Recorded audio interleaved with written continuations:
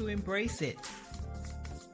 The Community Podcast, exploring the intricacies of personal growth, mental health, and resilience in the face of life's challenges.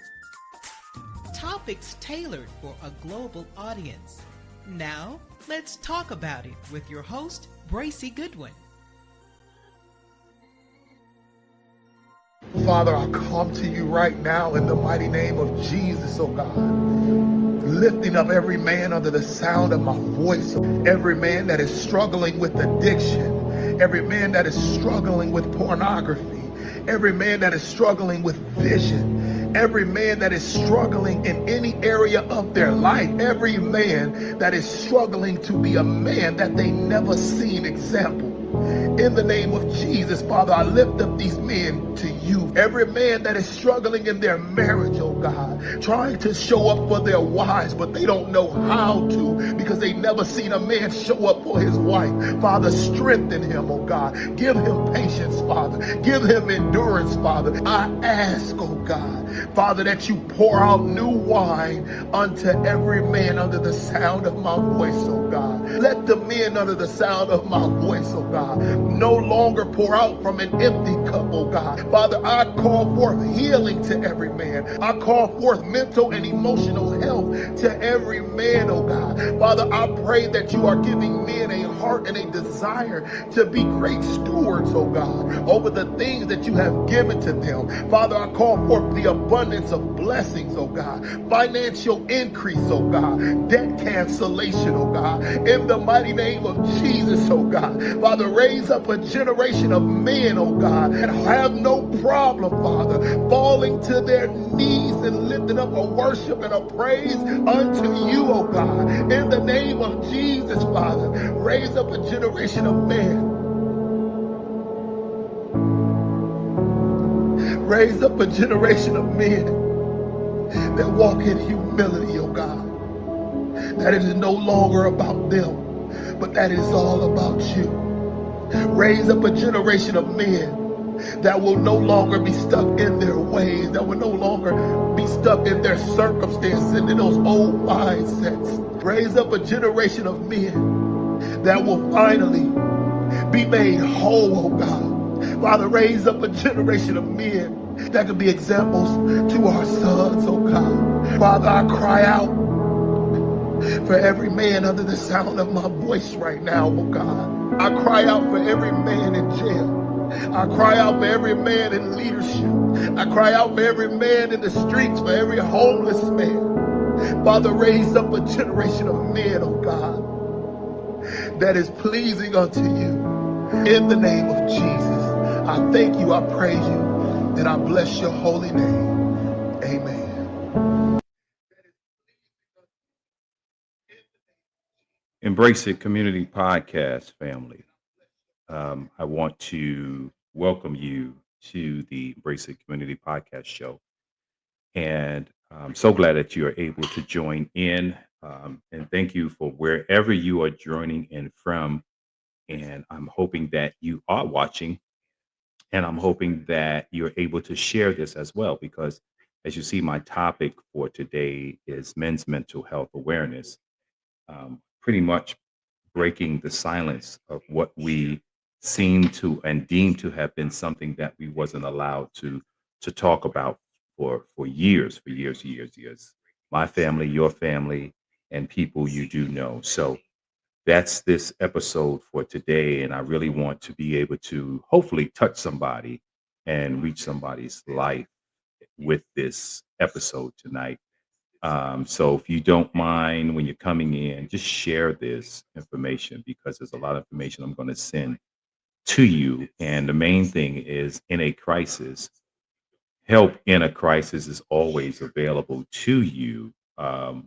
If you are dealing with suicide, there's the 988 where you can either call or you can text. You can just dial 988 from your phone, or you can even text 988 if you are dealing with any type of suicidal thoughts.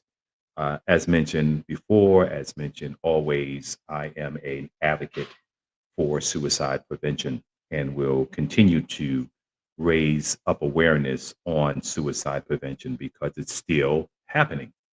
So this is why I talk about it all the time. And so, but thank you for those that are joining in tonight. And I want to welcome you in again. I also, before we get started, there's a couple of things I want to make mention to you that's available. Of course, we talked about the swag, but I got something called Buy Me a Coffee.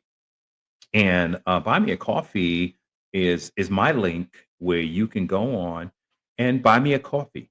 Buy me a cup of coffee. So if you take that link right there, copy that link, go in there and buy me a cup of coffee. And that's a way to donate towards the Embrace It Community Podcast. So you don't have to buy the most expensive one on there. There are other prices that you can put in there, $2, $3, a dollar, So I thought this would be really cool. I do drink coffee in the morning sometime to get myself going. So please take a look at buymeacoffee.com and backslash embrace it. All right. So check that out for me and buy me a cup of coffee. Spread the word, buy me a cup of coffee and share with somebody on your page. We're constantly sharing stuff. So let's share this about what Embrace It Community Podcast got going on. Buy them a cup of coffee. Tell your friend, hey, would you mind buying Embrace It Community Podcast a cup of coffee? Buy me a cup of coffee. I really would appreciate it. Trust me, I really like that. All right. So that's there. That's available to everyone that's listening in. And that's something I'll be doing. It also coming up on this week. This week, I am going to be joining a good friend of mine from out of Columbus, Ohio, Bishop Hurt, on his prayer line. He asked me to come on and for the first 10 minutes to be one of the guest speakers on his prayer line. And I chose a really good topic, making sure that you have peace in your bedroom where you lay. And there's some things that we can change about what we do in our bedroom before we close our eyes to go to sleep. And I'm going to touch on that, that smartphone that we like to sometimes carry to bed, sleep within our bed and all that stuff. So I'm going to be speaking on that topic on his prayer line. And it's the first time he's asked me to come on, and it's really, really good. I've been tapping into his prayer lines, and it's really good information, people that's been joining in. So there is the information on how to join in. There's the guest code at the bottom. So would you join me on Tuesday, June 10th at 8 p.m.? And that's on the eastern side of the border, okay? Eastern Standard Time at 8 p.m. So I have to remember that myself. I got to get on at 7 o'clock, and it's 8 o'clock on his time there. So join me on that Tuesday, June 10th at 8 p.m. for the prayer line with Bishop Hurt and Lady Chanel Hurt as well. So that's what's going on this week. Of course, just saying hello to all of my listeners and my followers. And but what I want to do is, first of all, welcome you back to the Embrace It Community Podcast. The podcast, we're diving deep into a conversation, the matter the most to in our urban communities. Our urban communities seem to not talk about this too much, but I'm going to talk about it. Today, we are tackling a very difficult topic that has been whispered about in the barbershops. It's been avoided at the family dinners, okay, and pushed aside in the locker rooms and in colleges and schools for far too long. Men's mental health, specifically the unique challenges that Black men face when it comes to being transparent about their struggles. Okay. So now, before we go into this, you see up on my screen, it's not weak to speak. Something that I came across, and I want you to understand what this is saying. And this is coming from the National Alliance of Mental Illness. It's not weak to speak. So before we dive in, I want to acknowledge something. This conversation it's not just about statistics or studies. It's about real people. It's about us. It's about me. It's about you or somebody that you know. The real pain that we have to mask, the real healing that needs to take place. It's about the father who works those 3 jobs and can't sleep at night. It's about you.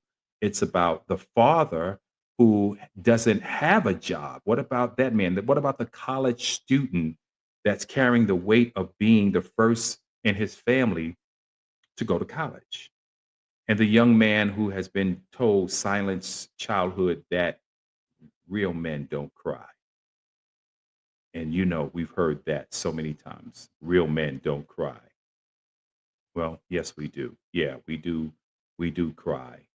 And we may not like to cry publicly, but we do cry. We do cry. And it's more healthier for us to understand that it's okay to cry and not be afraid to cry in front of loved ones or someone who cares. And I'll never forget my first time crying after my father told me never to cry in front of a woman. And the first time I cried was when I was outside playing football in the neighborhood on concrete. And I had the ball. I never forget. I was running with it, and the guy pushed me from behind, and I fell. Got back up, but I didn't realize that I dislocated my finger.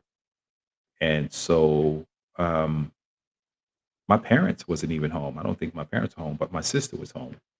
And my sister took me to the emergency room, and they set the finger. They set it in place. But I went back, and like I said, when they set it, of course, that hurt.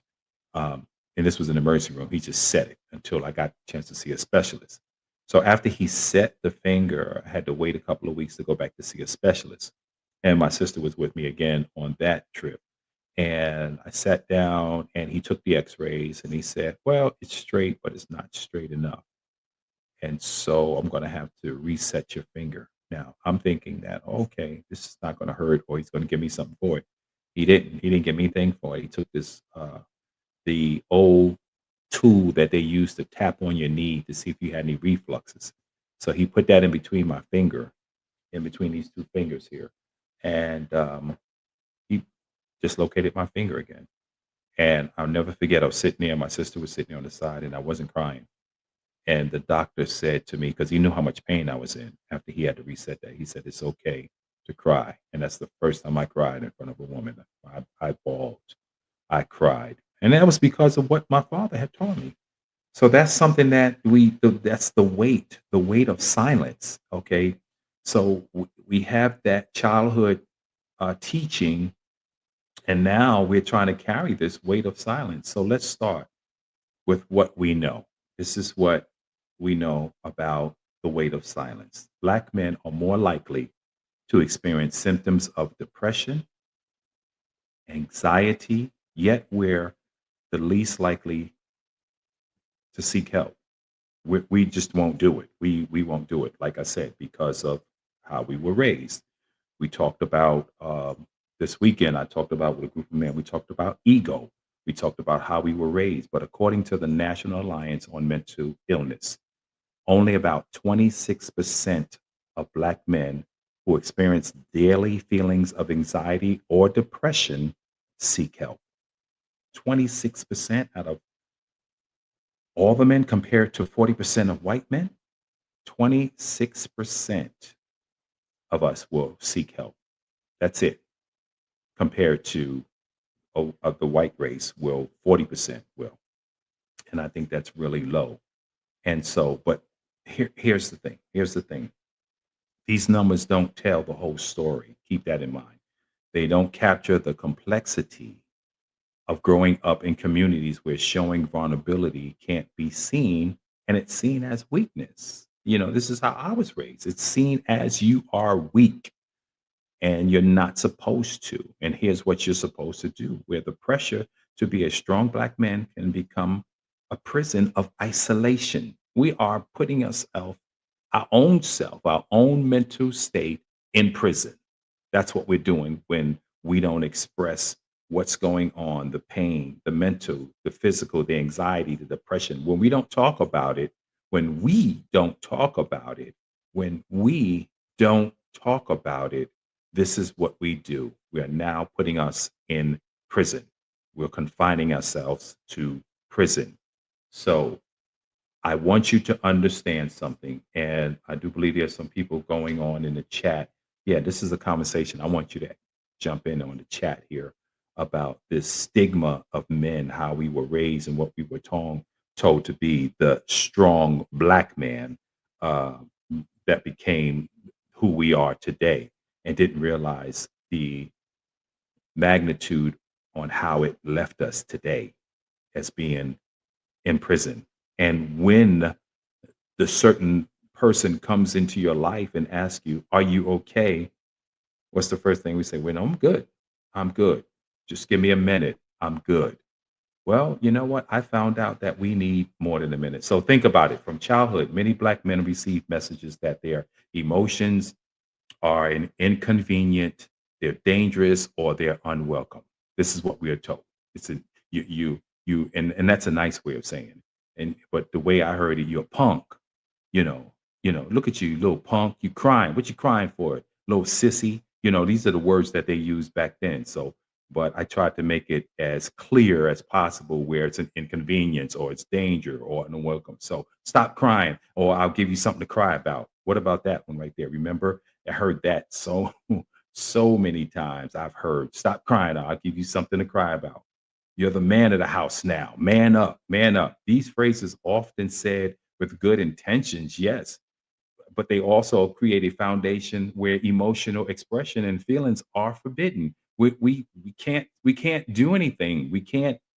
Ugh, we can't talk. We can't cry. We can't show how we really feel. Man up. What does that really mean? Why were we told that so much about manning up? What does that mean to you today? What does that mean, men, to you today? What does that mean when somebody says to you, man up? Does that mean putting your emotions and the way you really feel in prison and just do whatever needs to be done? So now this is the urban way. Living in urban communities add another layer of this challenge. Okay. The consistent stress is consistently, you're stressing of systemic racism. Okay. You have to deal with that. Economical uncertainties in the community, violence that goes on in the community, all of these things that we're dealing with, what researchers call weathering. The researchers say these are the things that we have to weather each and every day. The premature aging and health decline that comes from chronic stress exposure. And when I say premature aging, I'm 62. Thank God I'm able to see 62. And I'm constantly told, and I'm not bragging or making up numbers. They said, nah, man, no way whatsoever, man. You do not look 62. And I'm grateful for that. Yes, I got my grays and black and my salt and pepper going on, but I'm glad it's not showing on my face that I look 62 years old. And what does that mean to me? That I have learned something. I have broken the generational stigma of man up. What you crying for? All of that stuff. I broke that stigma. I refuse to live in that life. I refuse to have that mental restraint. I refuse to have that imprisoned way of thinking and thinking that it's something wrong with me if I didn't do or talk about it. So I've learned how to talk about it, but I didn't learn how to talk about everything, but I learned how to talk, but I didn't talk about everything, and just in the conversation I was having yesterday, we don't talk about everything. We don't tell everything, but we will talk to you, but it's very difficult to talk about everything. And that comes from growing, that comes from healing. So when we get to that place of healing, then we can talk about everything. But until we get there, this is a process now. I'm not saying this thing's gonna happen overnight. This is a process that I had to process. Like if you look at how you bake a cake, and I use that as an analogy, do you know that if you don't add the right amount of eggs, the right amount of sugar, or the right amount of what? I don't know how to make cake, flour or whatever it is that you got to add in this cake, it's not going to rise no matter how much heat that you apply to this cake, it's not going to rise. Or even if you try to take it out too soon, it's going to fall. I remember hearing that, or stomping around it, it's going to cause it to fall. So if you don't put in the right amount of time and try to do this healing right, it's not going to come out right. It will not come out right. So there's a process to this whole thing of healing. So like I said, we're not just dealing with racism. We didn't deal with that. It was in it was a stigma. You wasn't designed to succeed. All of these things were taught to us, and here's why. Where we get it, this is where it gets really heavy. Now, the very traits that help Black men survive in challenging environments can sometimes work against them when it comes to seeking help, right? The hyper vigilance that keeps you safe walking home at night, the emotional armor that protects you from daily microaggressions, the self reliance that comes from knowing you can always count on systems to support you.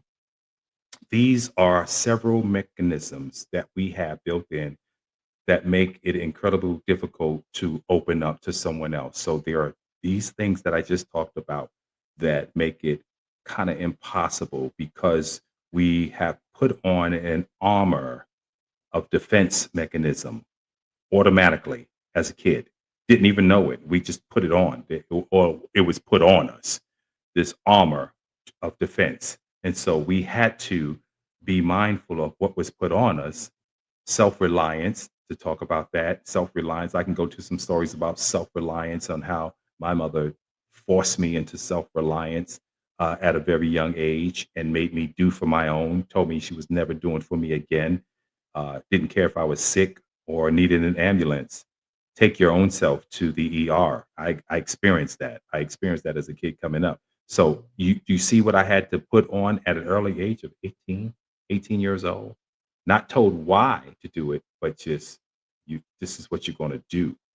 And here's how you're going to do it. Not even told how to do it. This is told, do this because I'm not doing anything. So much that we dealt with, so much.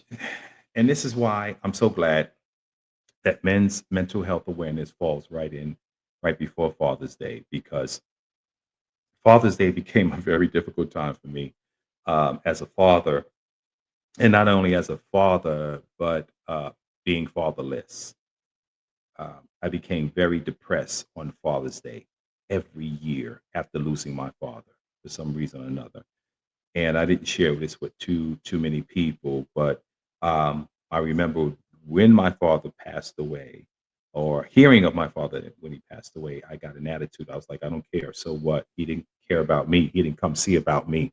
So I became very depressed on that, and I kind of stuck with that for years. But then after he passed away, uh, right after he passed away, and right after we had the funeral service, I came home and I cried and I wept like a baby because of I love him so much, but I just wish he was there as a father. So every year after Father's Day, I became very depressed, and I went through a moment of crying.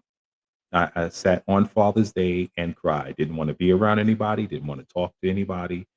I just missed my father. So that's a battle in itself. So if you have a father that's still alive, love on your father. He may not have been the best of father. He may not have been the best dad. He may not have been the best provider, but that's still your father. And we say the same thing for Mother's Day, of course, but fathers always seem to get left out, when it comes down to that. So love on your father. I don't care if he is homeless or bum on the street or alcoholic. Go love on your father.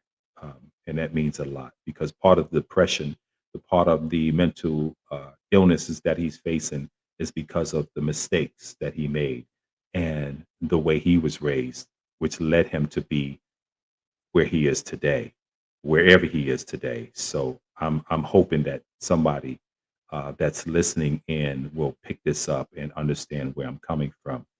Let's talk about the transparency trap that this leaves us in, the lack of thereof.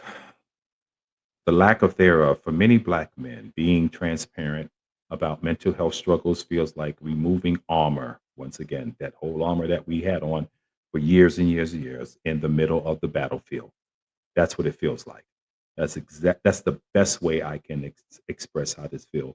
So when someone asks you the question, what's wrong? And you go into what's wrong, you're removing the armor, and you're hoping and trusting that someone will not judge you on what you're about to say. So when you take off the armor in the middle of the battlefield, there's an internal conflict that takes place. If I may admit, I'm struggling. Okay. I'm struggling. Uh, will people see me as being weak when you take this armor off? Now you're dealing with the internal struggle. Everyone's looking at me. Everyone sees my weakness. Everyone sees my scars. They're laughing at me. They're talking about me. I'm weak. You're a punk. You're nothing. Man up. So you're dealing with this. Will it confirm stereotypes about Black men being unstable and dangerous, when we become transparent? Will it hurt my chances at work? What about in my relationship or in my community? This The worst thing a man could ever deal with is being vulnerable, being transparent, and being in a relationship with someone and they get angry at you in a heated discussion and they throw up in your face your vulnerability that you shared with them. That is the worst pain any man can ever deal with. And I'm talking about it because I experienced it. Because everything inside you is saying react physically, everything inside you, because they're now taking your vulnerability and using it against you. They're taking your past, your mistakes, your failed relationships, your failed jobs, your failed education, and using it against you. And it's being used to try to hurt you. And it takes you a minute to sit back and say, I'm not going to allow this. I'm not going to stay in this. I'm not going to entertain this. I was on a flight traveling, coming back this past week, and we landed back in DFW very late. The flight was originally scheduled to be back at 8:47 p.m., but it didn't because of the storms and thunderstorms in Miami and the weather was bad. We didn't get back until 3:45 Tuesday morning. And there was a man sitting next to me, and his significant other was sitting in front of him, and this woman was going in on him, telling all his business on the whole flight because she was so angry. And he was sitting there actually going back and forth with her. And I looked at him and I looked at her and I said, well, now that they're making this so public for everybody, and I just asked the question, can I say something to you? Can I give you some advice? And he said, yeah, what's going on?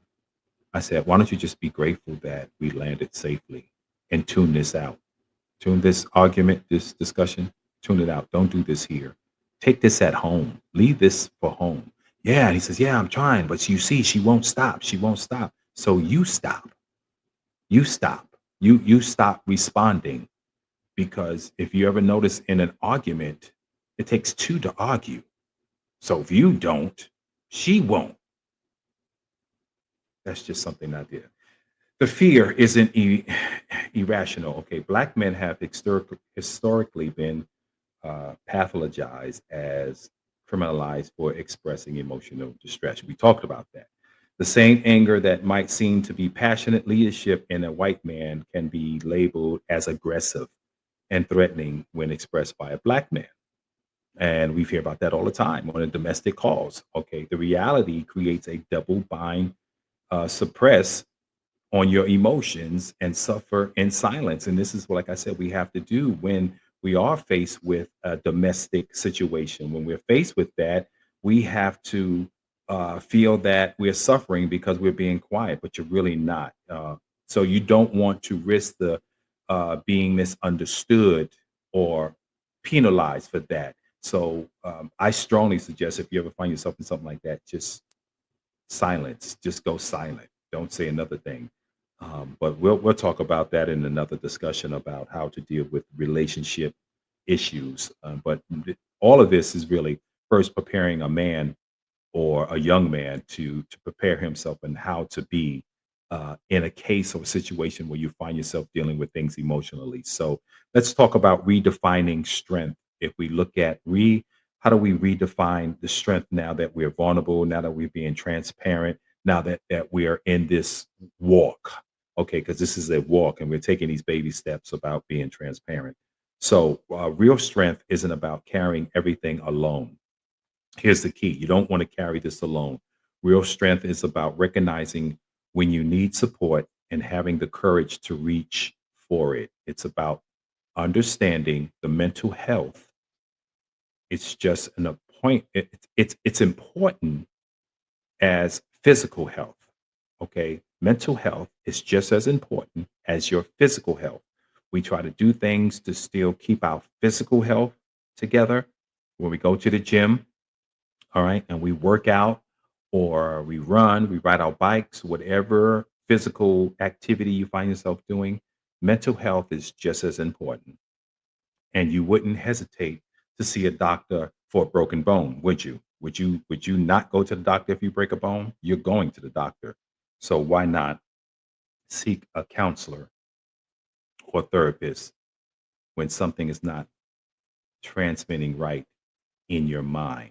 So think about the men in your life who you respect the most. Let's look at that. Who do we respect the most? Okay, I'm willing to bet that there's not one who's never struggled.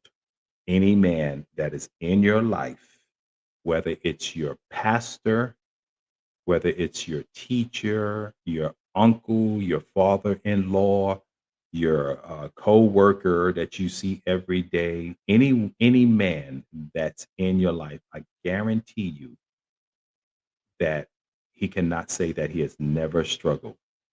They're the ones who struggled and found ways to overcome the struggles.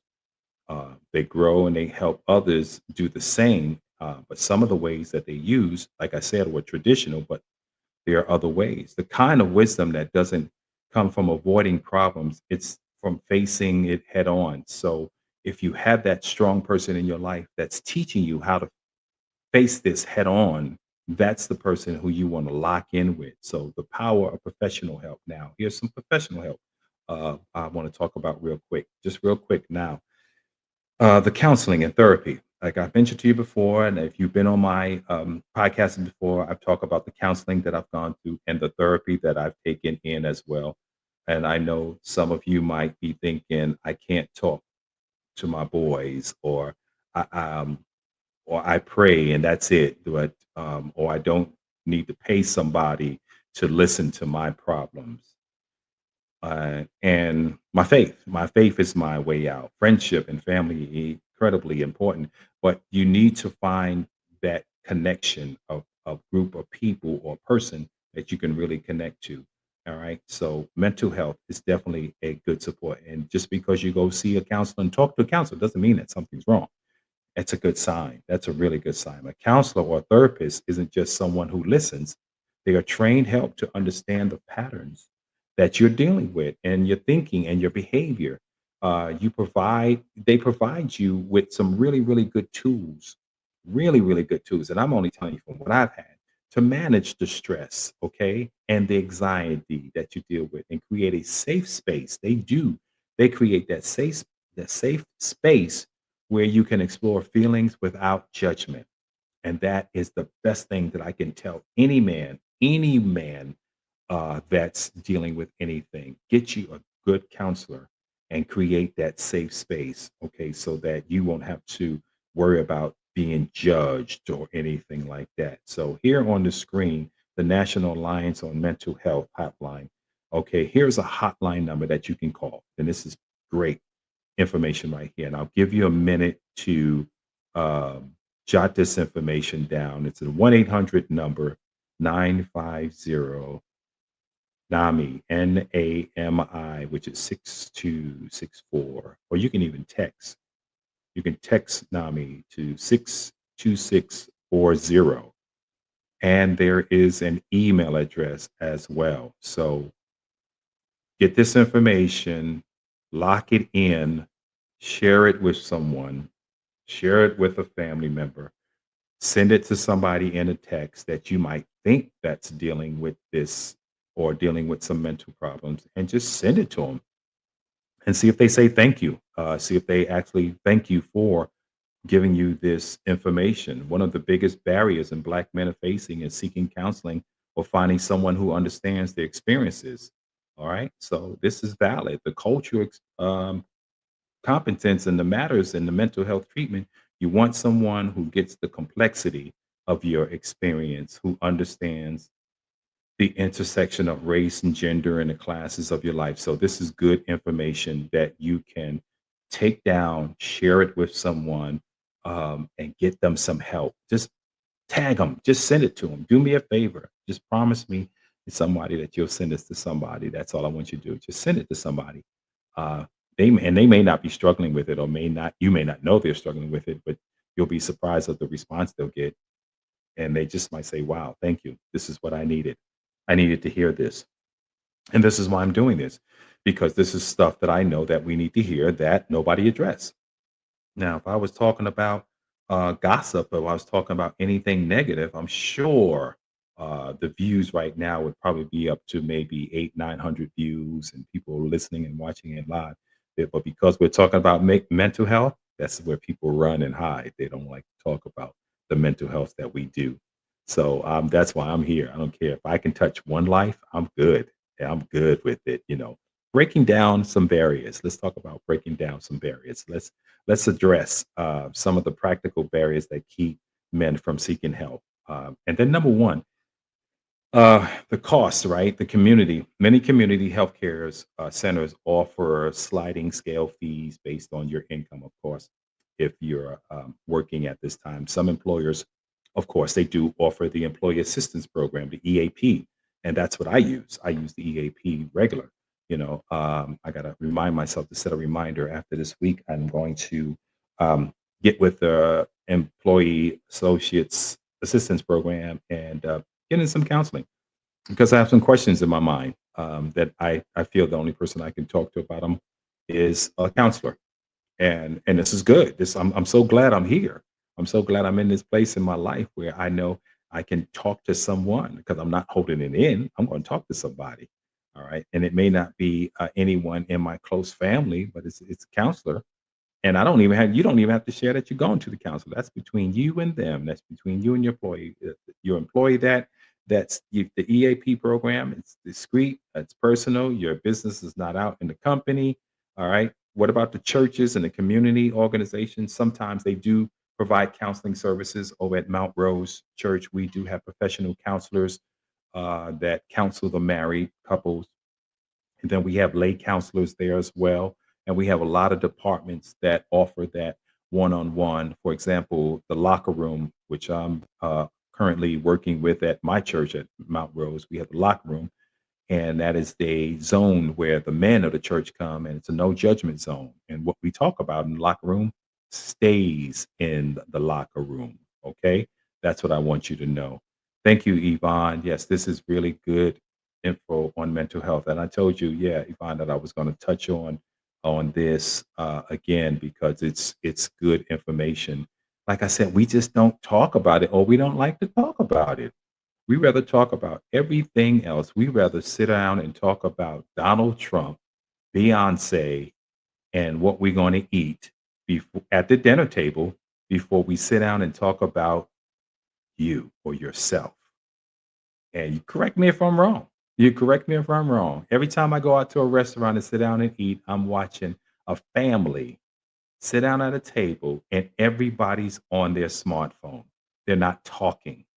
Nobody talks anymore. And I just sit back and I look at that. And, I don't half the time I don't bring my phone into a restaurant. If I do, I turn it face down, just to have it, just in case a family member tries to reach me or something like that. But I don't sit in a restaurant and be on my phone. I'm gonna have that time and leave that time to family, and just have a conversation and talk, just talk. So like I talked about, breaking down the barriers and the community. So you got your EAP, you got your church and your community organizations, and then don't let the cost be the thing that stop you from getting the help. Please, please don't do that. Don't allow. I can't afford it. It's not in my budget. I don't have the insurance for it. There is help, like we put up on the screen earlier, the NAMI helpline. Okay. Even if you're not suicidal, but you just want to talk to somebody, down 988.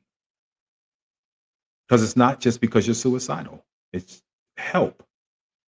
They will direct you to help. That's what I love when I call the VA as a veteran. And one of the first things they say to me are, do you feel like you want to hurt yourself?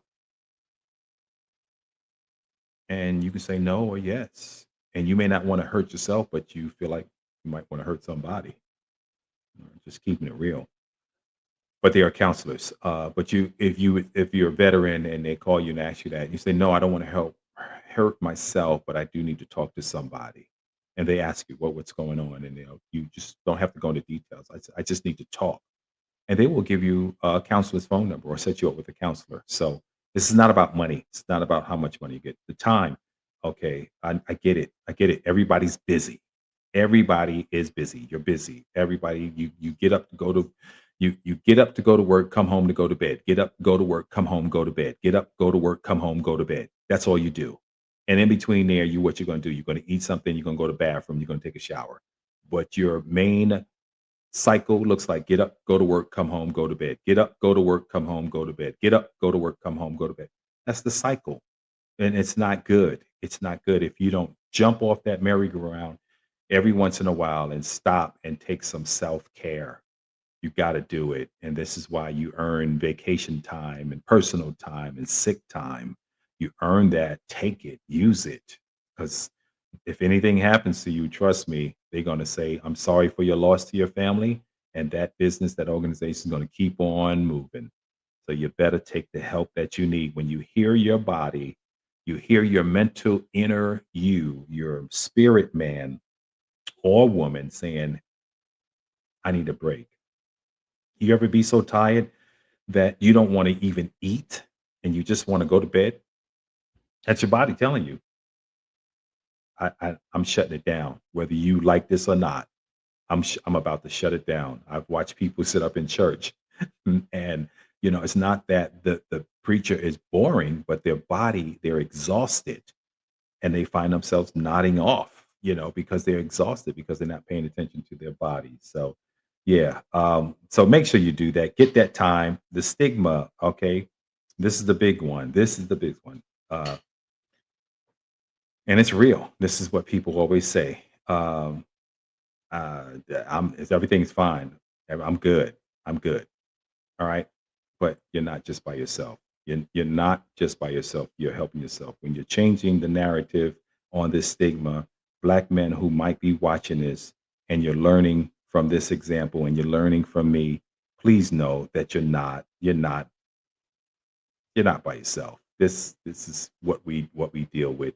Let me talk about the ripple effect, because I don't want to keep everybody on here so long again. If you want to talk more about this, inbox me and email me all of this good information, and I'll get that up at the end of the call because I find that to be a good tool, and I've had people reach out to me after the show as well and just want to talk about some things. So I'll give you that information at the end of the show. Here's the ripple effect. Okay, the ripple effect talks about when Black men embrace vulnerability and seek help, amazing things happen. So this is what's going to happen once you start to really understand that it's okay. Communities become more resilient. Boys grow up with a different models of what it means to be a man. The cycle of silence and suffering begins to break. You're breathing, you look good, you feel good, you smell good, and you're ready to tackle anything that this world can throw on you. When you realize that when you break this cycle, this is what the ripple effect looks like. I've seen men who were ready to give up on their marriages, find new ways to connect with other partners after learning to express the emotions. Okay, I've watched fathers become more present and emotionally available to their children. Okay, I've seen this happen. I've seen the change happen in people. I've witnessed young men develop coping with strategies that help them navigate challenges without resorting to self-destruction and behaviors. I've seen the change. So all of this stuff happens in that ripple effect once you start to realize that it's okay to help. Now, here's a few practical steps to moving forward. So, how do you start? How does this thing start? So, here are some concrete steps. First one that I think it's good, and I just made these notes here. First, acknowledge that seeking help is strength and not a weakness. This is the mindset shift that is crucial and might take some time. Like I said, it takes some time. It's not going to happen overnight, and that's okay. It's okay that this thing it takes time. Because you have the time as long as you're alive and you're breathing. But just realize and acknowledge that this is going to take some time. And number two, you want to start small. Start small. Maybe reading a book. There are so many good books out here that I picked up here lately. Oh man, in college, I remember one that sticks out to me all the time. Why don't I listen better? I picked up that book in school, and I've learned how to listen better. So that was a really good book. There are books out on mental health, listening to podcasts like this one here. You listen to podcasts, while you're driving on that ride to work or first thing in the morning, you listen to turn on a podcast. Don't sit up and scroll and watch gossip or foolishness that's on social media. You turn the TV off, you listen to a podcast, a motivational podcast. I used to love listening to Les Brown, Miles Monroe, Dr. Miles Monroe.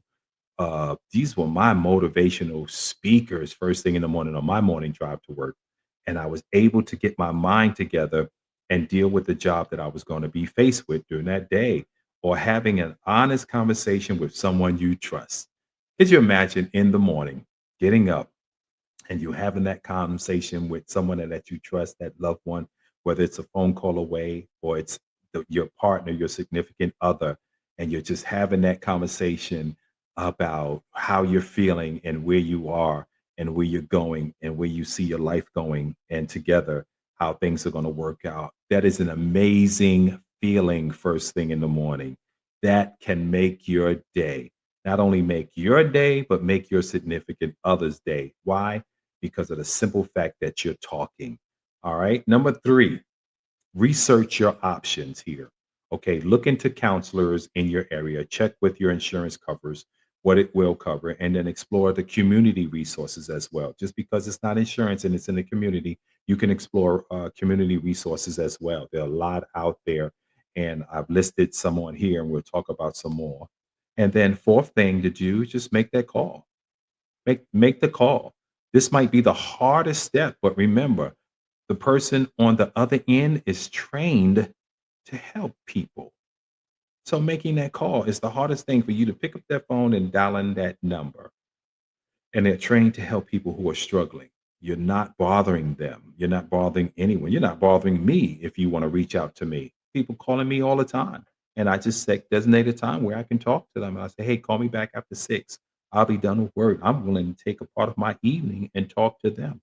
This is literally what they do. This is what I do. This is what counselors do. This is what therapists do. Why do you think it's the 24-hour hotline? There's someone 24 hours a day ready and willing to talk to you if you need to talk. Does this make sense? I hope this is making sense to somebody. I really do. Okay. And then here's the fifth thing: be patient. Be patient with the process. Everybody on this planet knows that healing takes time, whether it's physical healing and mental healing. Building new emotional skills takes practice. I didn't get this overnight. I didn't get this at 61. I didn't get this at 51. Definitely not 41, 31, 21. I didn't get it. So this takes time, and I'm still working on some areas, but I see the light coming at me, and it's not an oncoming train. That's the thing I love. So the light at the end of the tunnel, it's not an oncoming train for me. It's actually I can see the light. All right. So this thing takes time. It takes time. Remember, you have time. Don't expect overnight changes. but do expect progress. Don't expect overnight changes, but do expect progress somewhere down the line. Even if you're finding yourself stuck somewhere, it's okay. Reach out, talk to somebody if you're stuck, because they can throw down the lifeline or that rope and they'll tell you to tie it on, hold on, and we're going to get you up out of this situation here that you find yourself stuck in. So I have this one list part here that I want to talk about, and this is a message of hope. And like I said, I thank those that joined in tonight that's watching. Okay, my message of hope. Before we wrap this thing up, I want to speak directly to any Black man that's listening who is struggling right now. Sit down and listen. Your pain is valid. It is a valid pain. Um, we all have to deal with this. The struggles are real. They are real struggles that we deal with. They are real. And you deserve the right support. You deserve support. And that's why there is support. You deserve healing. You deserve healing. And most importantly, you deserve peace. Every Black man under the sound of my voice deserves peace. This right here is peace. The fact that you're listening to this episode tells me that you are already taking some steps towards better mental health. So thank you so much for joining. And I just want you to know again, and I'll keep saying it over and over and over, you are not alone. Even if it feels like you are not alone. It's not weak to speak, fellas. It's not. It's not weak to speak. You are not alone.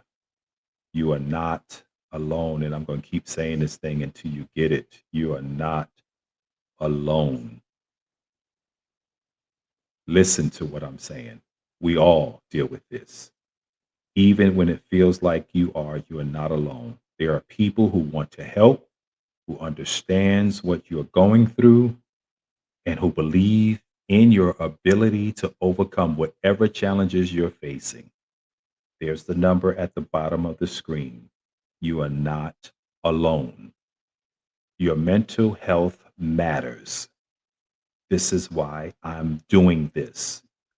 For no other reason, for no monetary gain, but it's because I care about you. And it's because no one cared about me, but I've decided to care for myself. So this is why I'm doing it for you, because there are times you're going to feel like no one cares for you. So I'm doing this for you.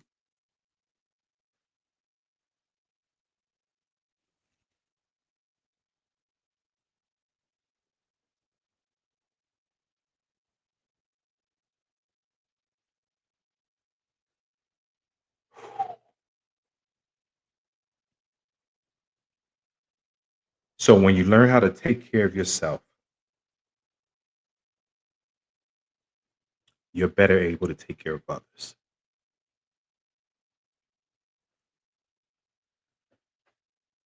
When you realize that, emotional health is good, um, you give others permission to do the same. So there are a lot of resources out there, like I said. So on the screen, you'll see the resources. You'll see the crisis text hotline, the National Suicide Prevention. You'll see that. Associations of Black Psychologists. There is the Association for Black Psychologists. Um, there's help. Like I said, you just got to know where to look. And if you don't know where to look, man, check it out. Just give me a call. All right. BetterHelp. There's another agency called BetterHelp. The other online therapy platform offers convenient, accessible counseling as well. Your local community health center offers and provides mental health, and it's on a sliding scale. But there is help out there. But in closing, mental health isn't a final destination; it's a journey. This walk with mental health, it's a journey. And And what better feeling to travel this journey when you have somebody that you can travel this journey with and not be alone. It's about building resilience, okay, developing healthier coping stages, and creating life where you can thrive and not just survive. These tears that I flow, it's not just tears of sorrow, man. It's tears. I'm just so glad I made it here, um, because my story wasn't supposed to end this way, or I wasn't supposed to be here, if I should say.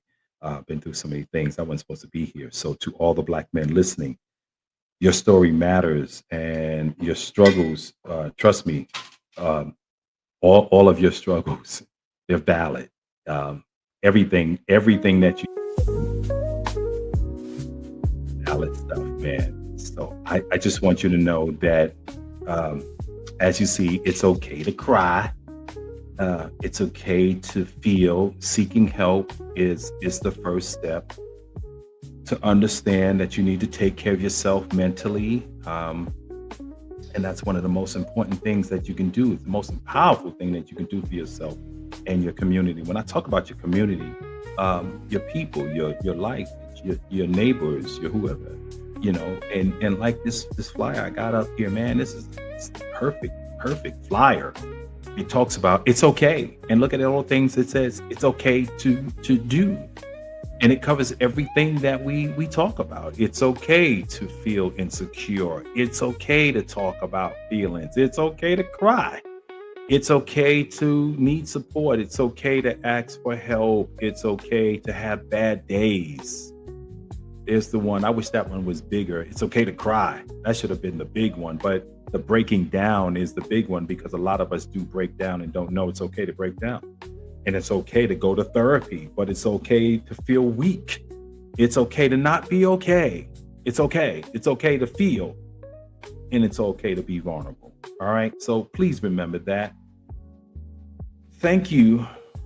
Uh, I never get to thank my producer who sits in the background all the time, Andrell Perry.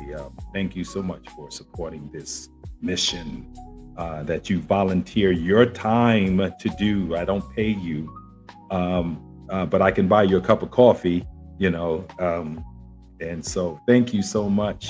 Thank you to all the listeners and the followers all over. I thank you all for listening. The 2 or 3 or 4 or 5 or 6 that tune in. Thank you so much for tuning in. It means a lot to see the 3, the 2, the 1 people that join in. Remember, do me a favor, buy me a cup of coffee. Your boy needs a cup of coffee. So will you take a look at my link down in the bottom? It says buymeacoffee.com/embrace it. So will you go on that for me and buy me a cup of coffee? Can you please? I feel like the man outside of the coffee shop. Hey, anybody, can you buy me a cup of coffee? I don't want your change. I just want you to buy me a cup of coffee. So if you can buy me a cup of coffee, that helps.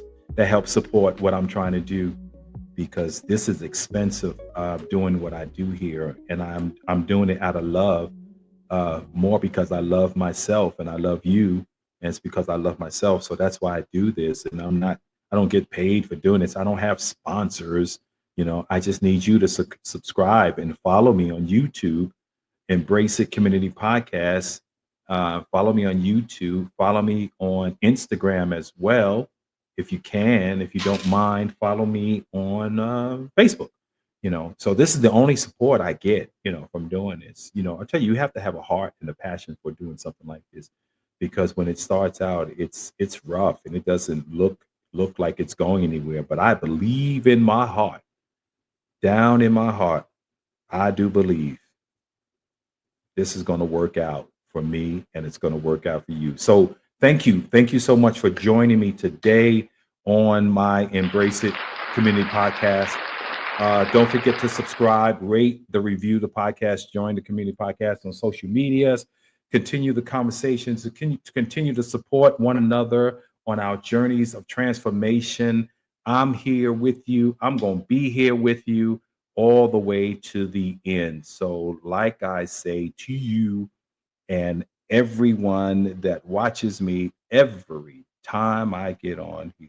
I love you because I love myself. So at the end of the day, let's talk about it, all right? Thanks again. Y'all have a wonderful, wonderful week. We'll see you the next time. Thank you for listening to Embrace It, the Community Podcast. We'd love to hear from you. Follow the Community Podcast page on Facebook, Instagram, or YouTube. Please like and share the podcast with your community circle.